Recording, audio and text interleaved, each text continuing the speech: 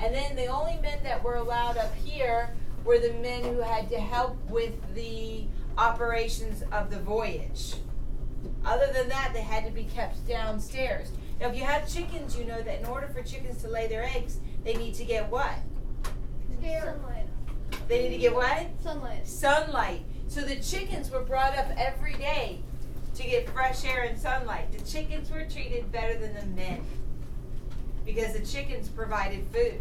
So can you imagine how this is living in that for weeks at a time?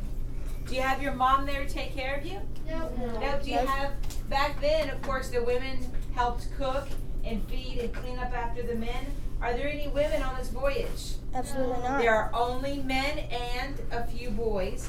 Lots and lots and lots of rats.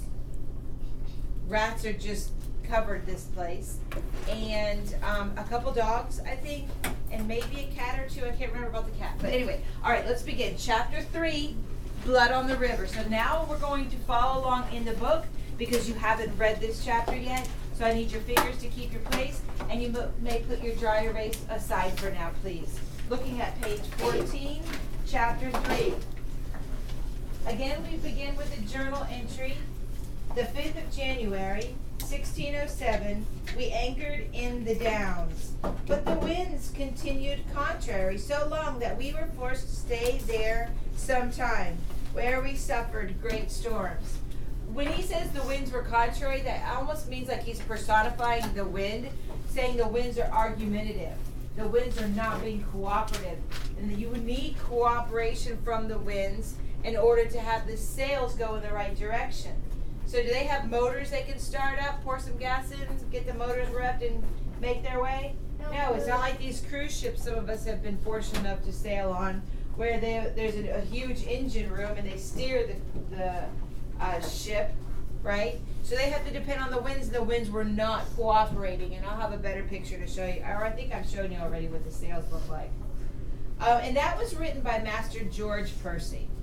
I rub my eyes and I blink in the dim of the 'tween deck. Remember where the 'tween deck is? Michaela, you with me? The 'tween deck right here.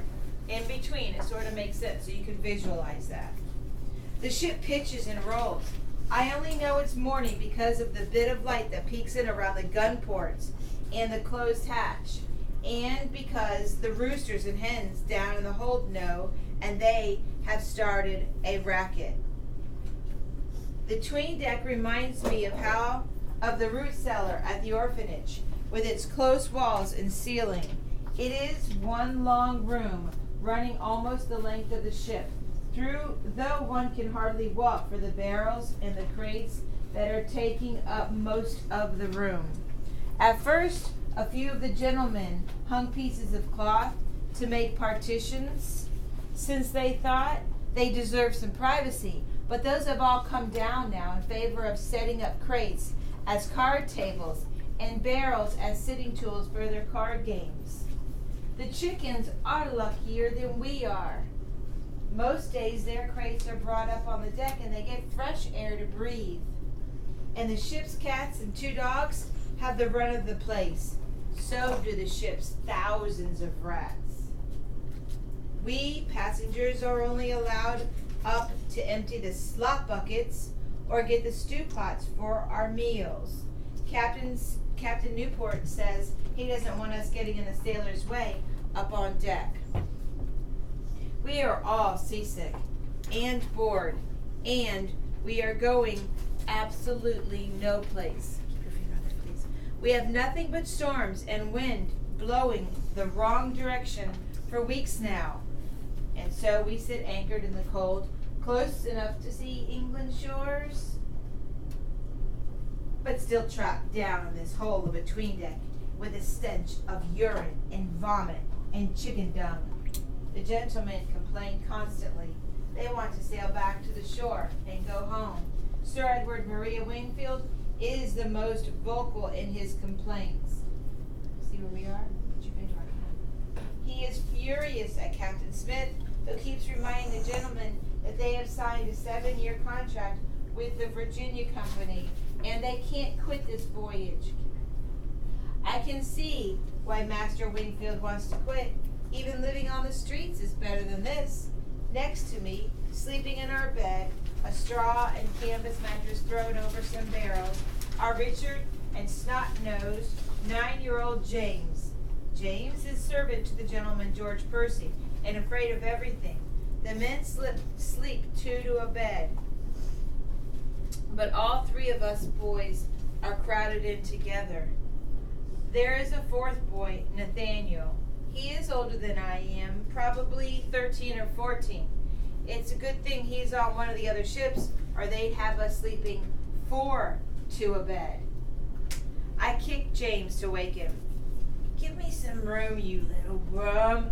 James groans and rolls over. He leaves a smudge of snot on the canvas. I'm not a worm, he whines sleepily. Everyone is waking up now. I hear yawning, grunting, men relieving themselves into slop buckets. James, bring me my wash water. Now! Master Percy is not a patient man, and James has to hop up to fetch water even before he has a chance to rub the sleep out of his eyes. Richard is still sleeping. He is the soundest sleeper I've ever seen.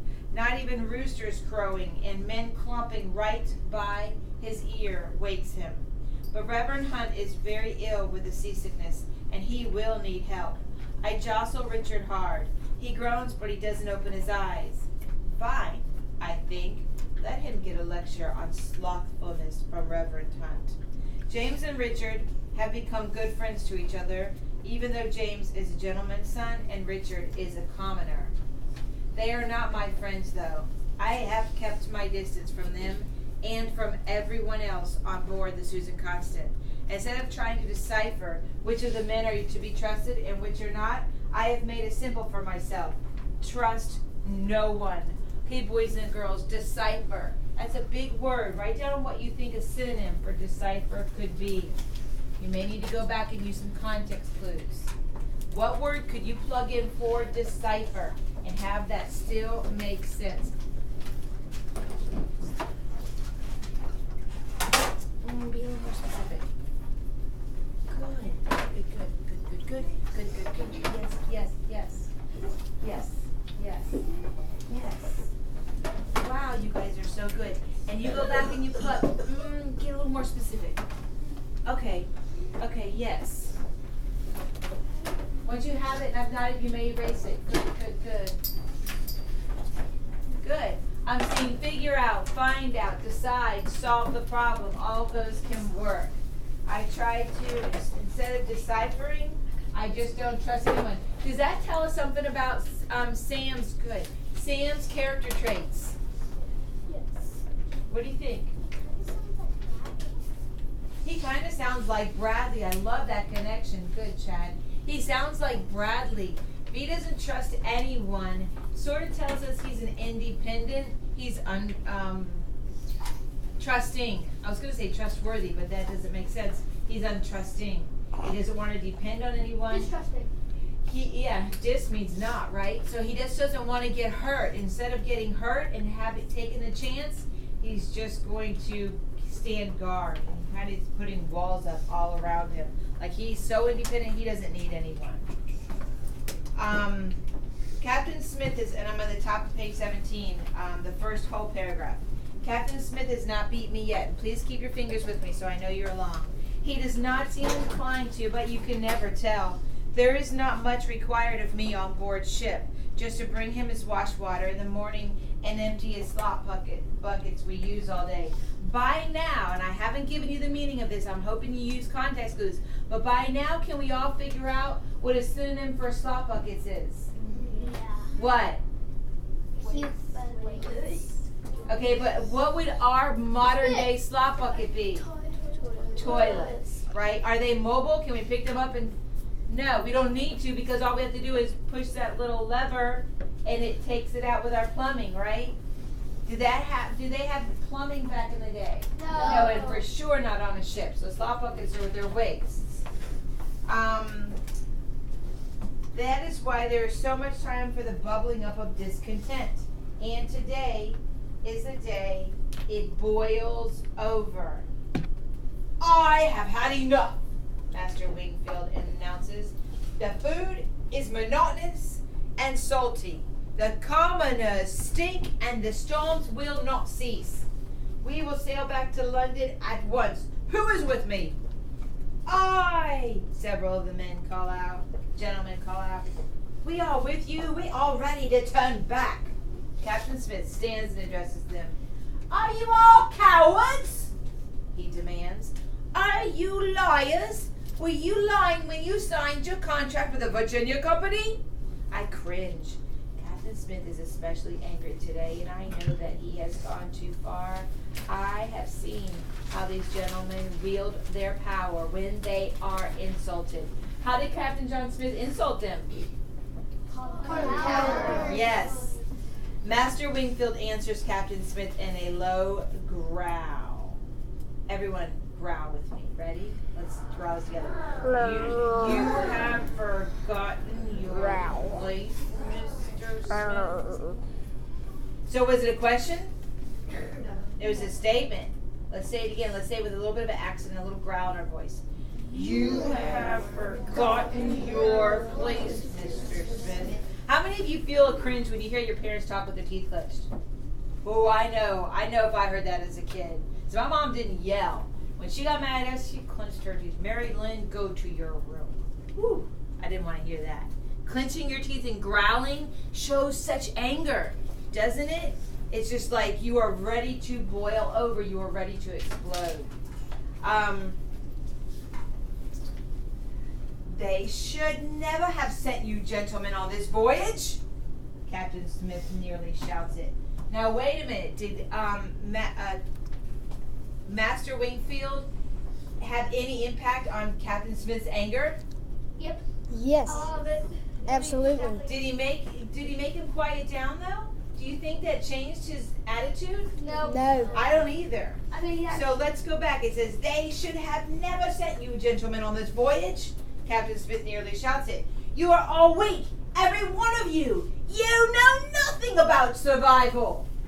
Turn and repeat that line to each other. I want you to act it out. Each of you turn to a partner and act that line out. You're Captain John Smith. Nothing about survival. You're all every one of you. You're nothing about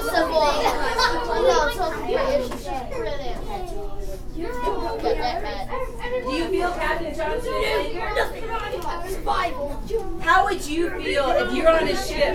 Okay, Dee, how would you guys feel if you're on a ship and you knew there's so much work to be done and you have all these gentlemen who just want to sit about and be waited upon?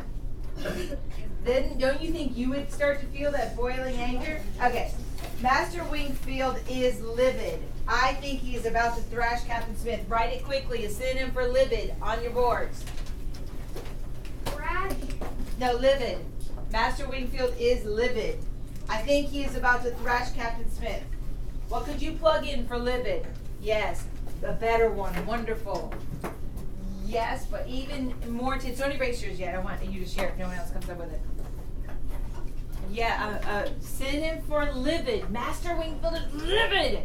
He's shouting. He's good. Yes. Wait. Super mad. Yes. All right. I'm seeing angry. I think more than frustrated. Frustrated's about here. Angry's about here. Mad's about here. Super mad's about here. And then furious is like boiling, ultra mad. Yeah, uber mad. Oh, and furious. Inferno, just ready to explode like a volcano. Livid. Livid. Everyone say it. Livid. It means what? Super mad. You're furious. Yes. Okay. Last paragraph, page 18. Master Wingfield is livid. I think he's about to thrash Captain Smith. I would like to see a fight, but Reverend Hunt steps in. Sick as he is, Reverend Hunt calms Master Wingfield down and talks about how God wants us to bring Christianity to the New World. He somehow makes a fragile peace, somehow convinces the gentleman to wait just a little longer for the east wind. But I know there is no peace inside Master Wingfield. I know it is only a matter of time before he strikes. It will not be with his fists as we commoners do. It will be with his power.